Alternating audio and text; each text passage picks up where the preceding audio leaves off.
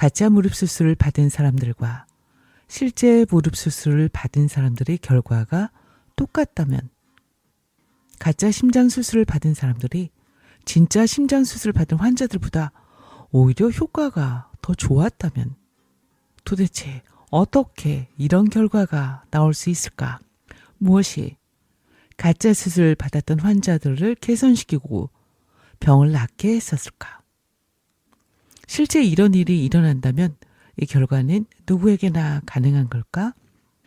이런 결과를 뒷받침해 줄 과학적인 근거나 이론들이 있는지, 그리고 이 효과는 성공이나 인간관계나 다른 모든 분야에서도 일어날 수 있을까? 안녕하세요. 삼박국지입니다. 오늘은 우리 뇌와 몸이 얼마나 강력한지, 그리고 우리가 스스로를 치유할 수 있는 힘을 얼마나 과소평가하고 있는지, 아니 아예 생각조차 못하고 있는지에 대해 이야기해 보도록 하겠습니다. 혹시 플라시보 효과라는 말을 들어보셨나요? 단순히 가짜 약을 먹었을 뿐인데 진짜 약을 먹은 것처럼 병이 나아진다는 그 효과 말이에요. 그런데 이게 단순히 우리 착각이나 우연일까요?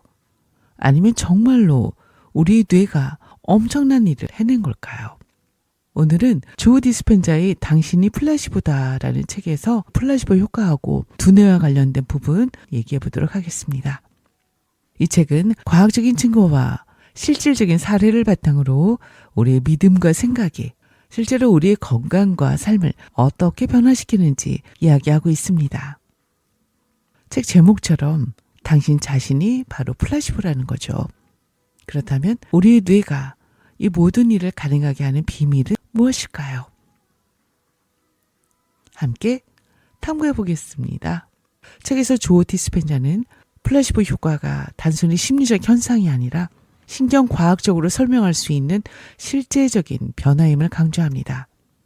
예를 들어서 뇌가 어떤 약을 복용했다고 믿으면 실제로 약을 복용했을 때와 비슷한 화학적인 반응을 일으킨다는 연구 결과들이 있습니다. 뇌는 우리가 상상하는 것을 현실로 착각하는 경향이 있기 때문에 가짜 약을 먹었더라도 진짜 약을 먹은 것처럼 행동하게 된다는 거죠. 이 과정에서 핵심적인 역할을 하는 것이 바로 우리의 믿음과 기대감입니다. 뇌가 특정 경험이나 자극을 반복적으로 받으면 신경망이 재구성되고 강화된다고 설명합니다. 이를 신경 가소성이라고 하는데요. 이 원리를 통해 우리가 긍정적인 믿음을 지속적으로 가지면 실제로 우리의 몸도 그에 맞게 변화할 수 있다는 겁니다.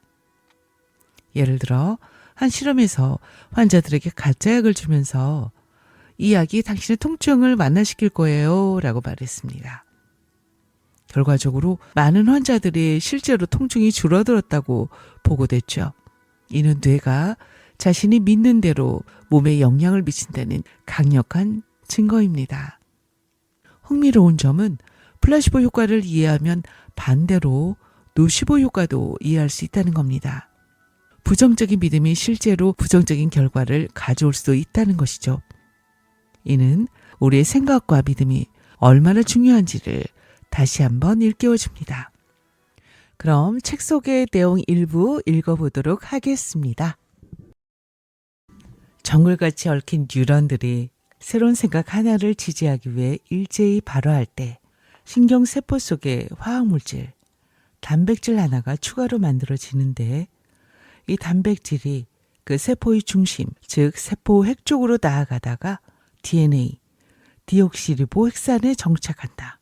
이 단백질, 화학물질은 거기서 여러 개의 유전자의 스위치를 켠다. 유전자의 일은 몸의 구조와 기능을 유지시키는 단백질을 만드는 것이기 때문에 이때 그 신경세포는 재빨리 새로운 단백질을 만들어내 다른 신경세포들과 이어질 새로운 가지들을 생성시킨다.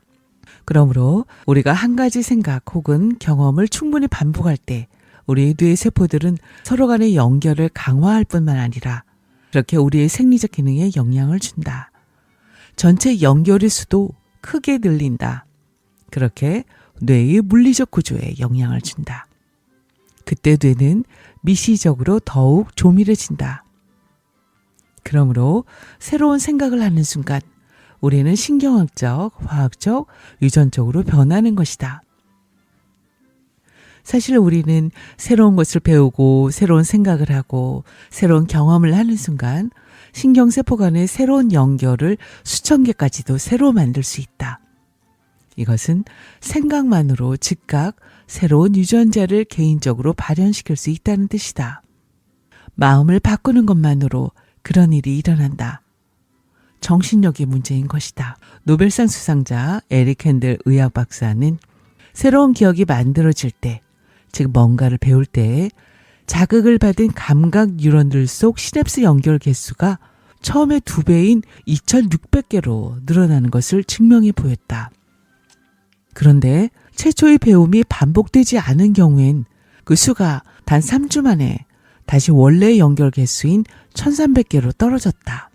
배운 것을 충분히 여러 번 반복할 때 우리는 다음에 그것을 기억하기 쉽게 뉴런들 사이의 소통을 강화해 두는 것이다. 반복하지 않으면 시냅스 연결이 바로 사라지고 기억은 지워진다. 그래서 새로운 생각, 선택, 행동, 습관, 믿음, 경험을 뇌 속에 단단히 붙잡아 두고 싶다면 그것들을 계속 업데이트하고 검토하고 기억하는 것이 중요하다. 우리가 무심코 하는 부정적인 생각들이 우리 몸에 어떤 영향을 미칠까요?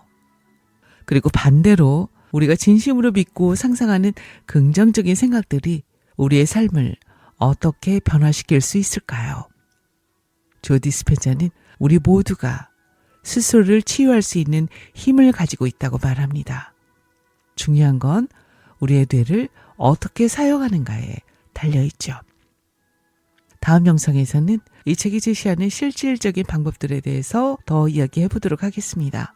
오늘 영상이 좋은 느낌을 줬다면 좋아요와 구독 부탁드릴게요. 구독자가 없습니다. 그럼 다음에 또 만나요.